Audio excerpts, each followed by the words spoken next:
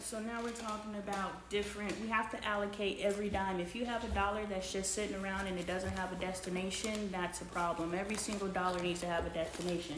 So if Adoy hypothetically has $1,000 per paycheck, of that $1,000, she now has $900 that she needs to move around and do something with.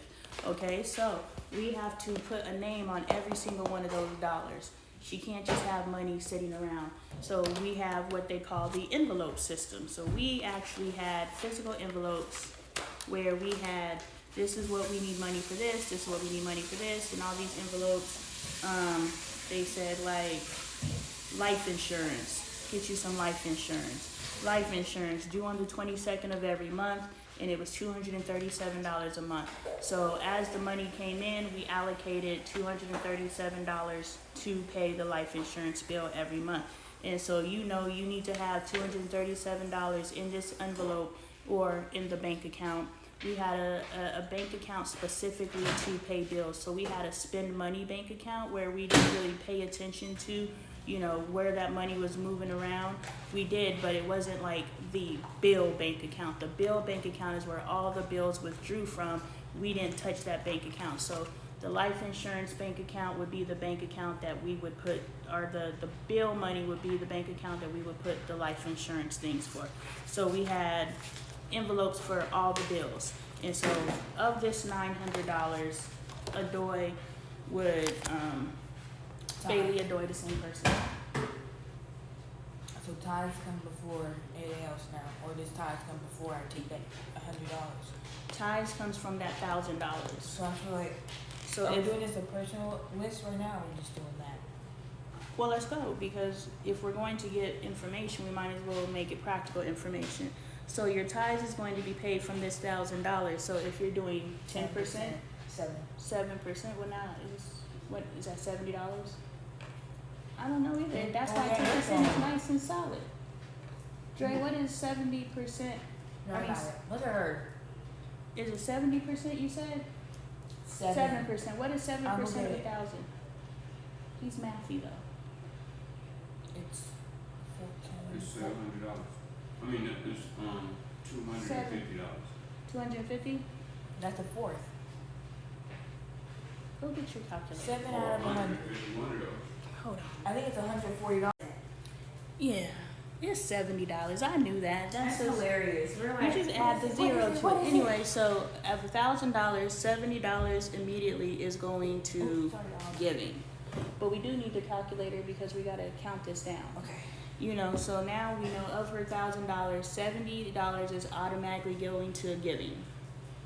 It's giving. Yeah, you're giving. All right. Did you say 10%? 7 7% of 700? of 1,000. Hey Siri, what's 7% of $1,000? It's $70. $70. Thank you. And then she wants to generally save $100. So this is just savings. There we go. And so now we have 1,000 minus 170 is 70, 80, 90, 100, 9, 830, right? 830. Y'all, I'm not mathy. Hold on. All right, so we've lived a lot of life since the last time we spoke, but we are back. So we have $1,000 per pay period. Of that $1,000, we're going to give 7% to savings, and we're going to put, 7% to giving, and we're going to put $100 into savings. And so of that, now we have $830, and we know that we need to allocate that $830 somewhere. So Adoy is saving for a car. Her ultimate savings goal realistically is going to be $8,000. Yeah, $8,000 by April. So now we have 8,000 divided by 8 math. months. Math. 8 months. Do the math. 8,000 divided by what? 8 months. Do the It's math 1,000. on your calculator. Oh, okay. I don't know. I'm like, So now- I just told you the math. I didn't know there was more question to it. Tell me the answer. So that's $1,000 that she wants to save towards a car a month, and she only has $830 per check. So now she's taking 500 from each check and put it into a savings account for your car? Is that realistic for you? We have realistic savings goals, and then we have aggressive savings goal. When there's an immediate need, we don't have to bite the bullet and be without funds for a short-term period of time to get what it is. And so since she aggressively wants a car, now she's going to take 500 per check. Yeah, I could do that. That's realistic. So now we're taking 500 per check, 1,000 per car, 500 Dang. per check, Because my braces are like 200, 250, 290. 170 is 140, so that's 70 per check. So now we're down to $330 per check, which is $660. So you have $330 to do something with. We've got to put that $330 somewhere. That cannot just be sitting there. So what are we doing with that $300? How much are your braces? That's what I'm trying to figure out right now. And then how much is your phone bill? Theoretically, it's 75 basically. it's gonna be $75. So what's 75 times 2? 150. So we have 150 a month is going to phone. So now that's 75 per check. So what is 330 minus 75? I want more claim on this. All right, so now we got 255, and she was saying this is why secondary incomes are important, because she needs more money to work with, and this where the residual money comes in and making money in your seat type situations, making your money work for you. All right, so she said her braces are $200 a month.